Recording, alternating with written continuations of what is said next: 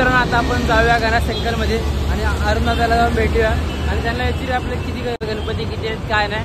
तर चला जाऊया आतमध्ये सुरुवात करूया आजच्या व्हिडिओला पुन्हा एकदा नवीन. चला गेटच्या बाहेर आले, चला आज जाऊया.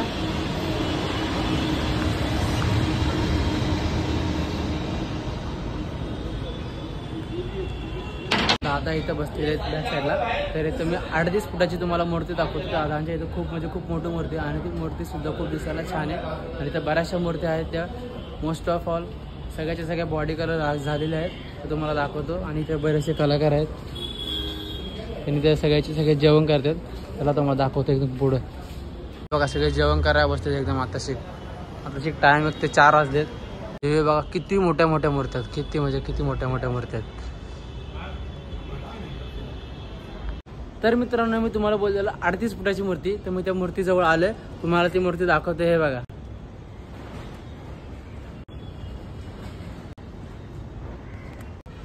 अरुणदादाच्या कारखान्यात सर्वात मोठी मूर्ती माझ्या माहितीप्रमाणे तर ही 38 फुटाची. आणि ते बऱ्याचशा मूर्त्या अजून बनतात, त्या इनकम्प्लीट आहेत. ते मी दाखवू नाही शकत कारण की त्या मूर्त्या अजून बनल्या नाहीत पूर्ण. आणि ते मोस्ट ऑफ भरपूर साऱ्या मूर्त्या एकदम झालेल्या आहेत. आणि ते एक महाराजांच्या रूपातली एक मूर्ती आहे, ती पण दाखवतो मी. हे बघा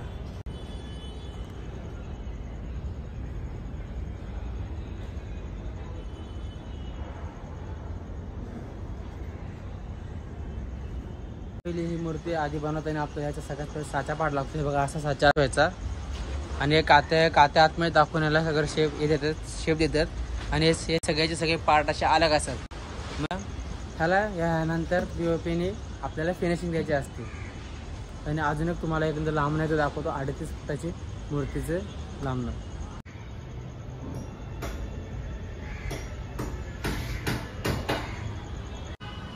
धन्यवाद दादा, तुम्ही एकदम इम्पॉर्टंट टाईम दिला आहे कारण की आत्ताच्या ह्याच्यामध्ये टाईम देणं म्हणजे खूप म्हणजे कठीण आहे.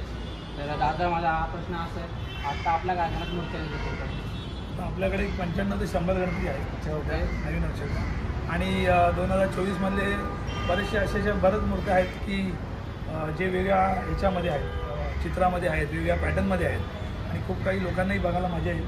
आणि सगळेच जे 100 गणपती वेगळ्या पद्धतीमध्ये आहेत, कुठलीही गणपती सेम नाही आपल्याकडे. बरं आपल्याकडे सर्वात मोठा गणपती किती फुटाचा? आत्ता 30 फुटाचा गणपती आहे आपल्याकडे. महागणपती आहे, गांजोडचा महागणपती आहे आणि कामाडीपुराचा बाप्पा बर्फाणी आहे, तोही मोठा आहे. असे बरेच 2-3 गणपती आहेत आपल्याकडे. आणि पारशीवाडाचा एक गणपती आहे मोठा, प्रभा वगैरे पाहून तोही गणपती मोठा आहे. 3-4 गणपती आपल्याला चांगले मोठे म्हणजे आपले एवढा तुमचा लोड आहे, तुम्ही कसं मॅनेज करता काय करता?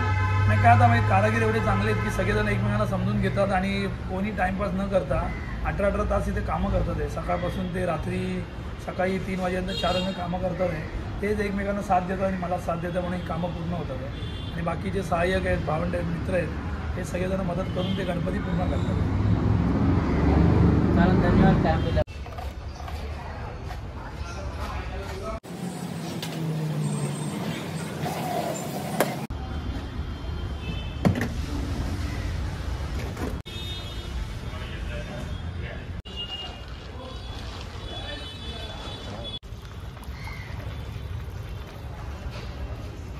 तरी ते सर्वचे सर्व साचे पडलेत.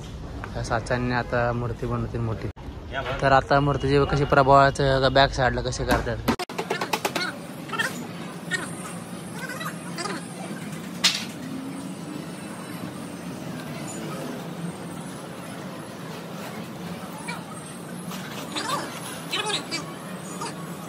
बघा आता साच्याला कसे टाईट करतात एकदम. अशा आजूबाजूने स्क्रू वगैरे सगळं लावतात.